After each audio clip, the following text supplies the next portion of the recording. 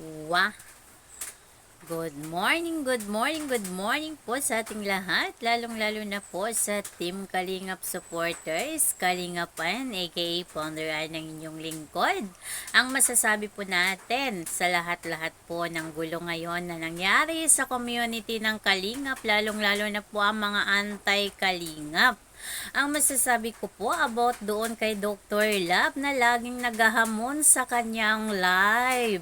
Lagi na lang pinapasaringan ang mga taong nakakalaban niya. Alam niyo po sa totoo lang, hindi sa paghahamon na uuwi ang sinasabi nilang katapangan. Kasi nakita na nating lahat, di ba po? Ang lahat-lahat na nakikita natin sa kanyang pagtatapang-tapangan at higit sa lahat, pinapahanap niya si Kalingap Kindred at hinahanap niya, di ba, si Kalingap Kindred sa kanyang bawat live. Alam mo, sa totoo lang, Dr. Love, kung totoong matapang ang isang tao, hindi po yan naghamon. Tapos ngayon, nakikita na kayo in personal ni Kalingap Kindred, puro ka lang hana-hana, puro ka lang ganito ng kahoy, puro ka lang gano'n ng kahoy, kasi matapang ka kasi, lagi sa live mo, kaya inaano ka din ni Kalingap Kindred. Sa totoo lang talaga, Dr. Love, ang nakakaano lang sa'yo, ay lagi ka pong naghahamon. Pagkatapos, pag nakikita na kayo ng personal, wala namang nagaganap. Alam mo, ang resulta dyan, kahihiyan o nakakahiya pong ganyang mga salita ng isang tao, matatanda na po kayo. At matanda na tayo para lang sa ganyang mga salita pambata. O, di ba? Mga pambata lang po yung mga salitang ganyan, laging naghahamon, laging nagsasalita ng kung ano-ano, maraming hinahanap o maraming inaanong binabatong salita. Sa totoo lang talaga, Dr. Love, ang tunay na matapang, hindi puro satsat, kundi gawin mo kung ano ang tama kung may kasalanan man sa iyo ang isang tao, 'di ba? Hindi ko alam kung saan nagmula ang iyong mga galit. Kasi si Kalingap Kindred, wala akong masabi sa pag-charity. Ano naman siya, focus naman siya sa kanyang pagcha-charity. Pero hindi ko alam kung bakit ka galit na galit kay Kalingap Kindred, lalong-lalo na din kay Kuya Mil. Bakit kaya sobrang galit mo sa mga taong yan na wala naman ibang ginawa kundi tumulong, makatulong sa kanilang pagcha-charity, 'di ba po? Mga Kalingap, bakit kailangan pang may nabasa pa ako dong comment na ang sabi, wala na nga si Dr. Labsano sa Kalingap, bakit nyo pa tinitira? Hello po, excuse me po. Hindi po ang Team Kalingap o ang Kalingap Partners po ang nag-ano doon, kundi si Dr. Love sa bawat live niya, sa bawat salita niya, sa bawat ano niya, laging naghahamon, laging nagpapasikat, di ba? Dapat nga po wala na siya sa Team Kalingap, dapat nga po tantanan niya po ang mga Kalingap Partners kasi po sa totoo lang, nagiging na siya, sirang plaka sa mga ginagawa niyang ganun. Hindi ba niya iniisip na yung mga taong niya na tinitira niya ay kasama niya nung araw na nandyan pa siya nagsiksik sa Team Kalingap? Walang gulo, walang ingay, pero nung dumating ang si Dr. Love na yan, excuse, balikan lang natin noon, excuse, balikan lang natin noon kasi nung that time kay Rina pa talaga si Dr. Love, nagkaroon kami ng hindi magandang pagkakaintindihan, hindi magandang pagkakaunawaan, nandoon pa nga yun sa itang paghahamon na pinahamak niya ang ang mga OFW, minaliit niya, pero nagkaroon naman ng closure kasi nung that time talaga na nagkita kami ni Dr. Love sa simbahan talaga ni Kuya Bael. Dahil po, nung pumunta kami ng Dait, nagsimba siya.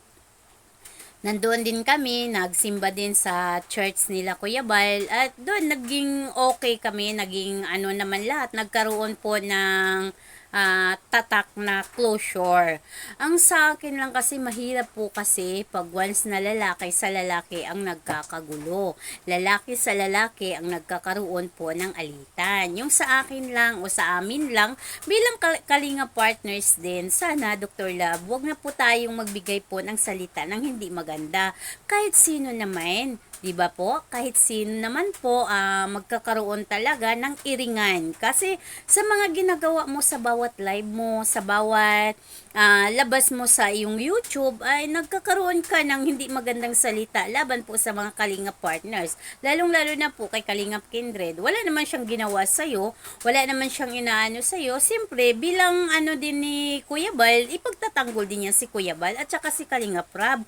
Ang ano lang kasi, ang advantage lang kasi doon na Dr. Love, hayaan po natin ang mga taong yan kasi hindi naman po sila ang nag-aano sa iyo, hindi ka naman pinapakialaman. 'Di ba? Hindi naman sila gumagawa ng mga issue, kundi ikaw ang gumagawa po ng issue. Pagdating po kasi sa ganun, Dr. Love. Kaya sana sa atin lang po, Dr. Love, iwasan na lang po natin ang magpaparinig sa bawat live mo, pinapasiringan mo, o 'di ba? Doon na lang tayo magbe-base sa ano ni Kuya Mil. Yung sinasabihan mo, nagmanas na, naagnas na, yung mga ganong salita. Ano lang yun, Dr. Labi, pang bata. Dapat hindi na po tayo mag-ano ng salita na ganon. Kasi po, dyan kasi nagsisimula yung away, yung hindi magandang pagkakaintindihan, katulad nung ano, naglabasan ang mga resibo, naglabasan ang paghahamon, tapos, nilabasan ka ng resibo. O, di ba ikaw din ang nagkaroon din ng ano, ng hindi magandang negatibo na naman ang ginagawa ng naririnig ng mga tao regarding sa iyo. Imbis na wala na, pahupa na yung issue about sa iyo, bumabalik na naman. Kasi ikaw naman kasi mismo ang gumagawa po ng ng issue.